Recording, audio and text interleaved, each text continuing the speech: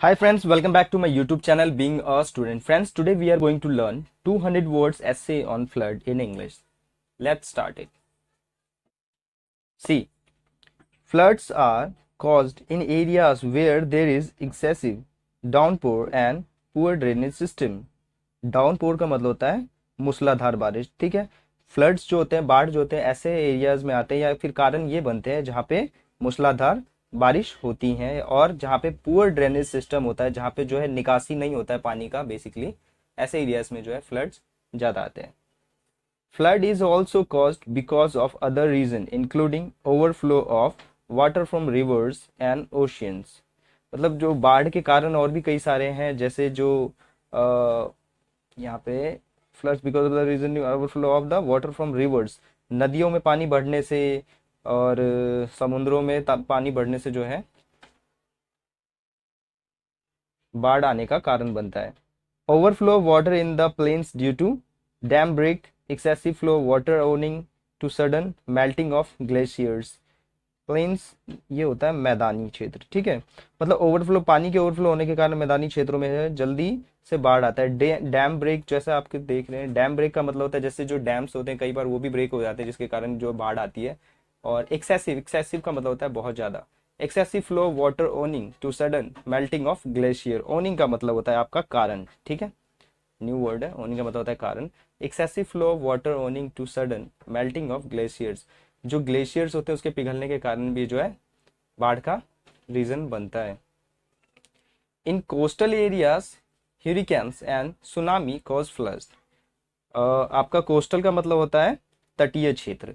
इन coastal areas hurricanes, hurricanes का मतलब होता है आपका तूफान, एंड सुनामी आपको पता है कॉज फ्लड। तो इनके कारण जो है बाढ़ की स्थिति बनती है। Floods can cause major destruction just other natural calamities. जो बाढ़ है बहुत बड़ा जो है एक आपदा का कारण बनता है, जैसे कि दूसरी आपदाएं होती हैं, नेचुरल क्लाइमेटीज होती है, जो प्राकृतिक आपदाएं होती हैं।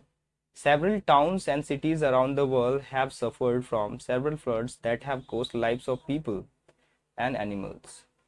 मतलब बहुत सारे सिटीज, कंट्रीज ऐसे हैं जो कि बाढ़ की मार आए दिन झेलते हैं, ठीक है।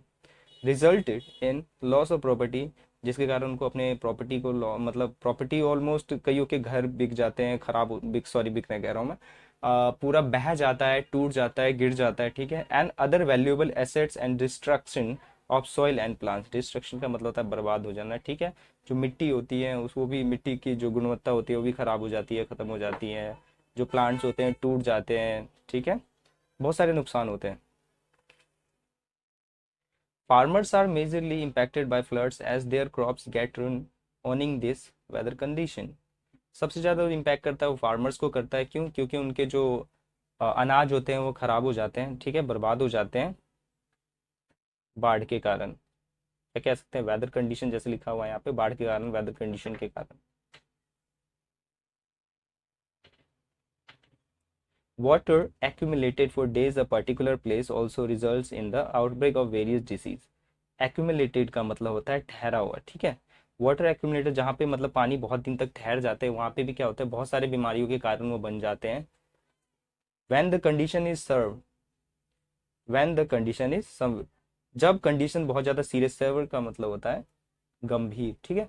when the condition is served the schools and offices are shut and it does disturb the normal life of people. जो कंडीशन काफ़ी गंभीर हो जाती हैं, जैसे बीमारियां बढ़ने लग जाती हैं फ्लड के कारण या फिर मतलब ऐसी किसी आपदा के कारण, तो स्कूल्स एंड ऑफिसर्स को जो है बंद कर दिया जाता है, जो कि एक नॉर्मल लाइफ को डिस्टर्ब करता है। Places that face severe floods take months to restrict. जो एरियाज होते हैं, ठीक है, वो फेस करते हैं बाढ़ की मार को, फेस करते हैं, ठीक है, वहाँ की स्थिति गंभीर होती है और कभी मतलब लगभग महीनों लग जाते हैं उसको सही होने में, रिस्ट्रक्ट होने में। इसका मतलब होता है जिंदा होना, या कह सकते हैं दोबारा ठीक होना। The irony is that there are certain reason. Irony का मतलब होता है समस्या, ठीक है। The irony is that there are certain reasons that are hit by flood the frequently, and even though the government is aware about the problem, proper measures are not being taken to overcome it. Reason क्या है कि governments को पता है कि क्या क्या कारण है, बाढ़ के कारण क्या क्या होती हैं, उसके बावजूद भी है सरकार प्रॉपर एक्शंस नहीं लेती है, proper measures are not being taken to overcome it. इसको मतलब ओवरकम करने के, खत्म करने के लिए प्रॉपर जो है डिसीजंस नहीं लिए जाते हैं, ठीक है। The government must build good drainage system. सरकार को क्या करना चाहिए, ड्रेनेज का मतलब होता है जैसे आपका पानी जो निकलने का रास्ता होता है, ठीक है, drainage system and water storage system to control this problem. सरकार को क्या करना चाहिए कि पानी को कंट्रोल करने के लिए ड्रेनेज सिस्टम सही से बनाना चाहिए, पानी कंट्रोल करने के लिए कुछ चीज़ें बनानी चाहिए ताकि इन चीज़ों को ज़्यादा से ज़्यादा कम किया जा सके एंड इस तरह की भयानक स्थिति में लोगों की हेल्प की जा सके।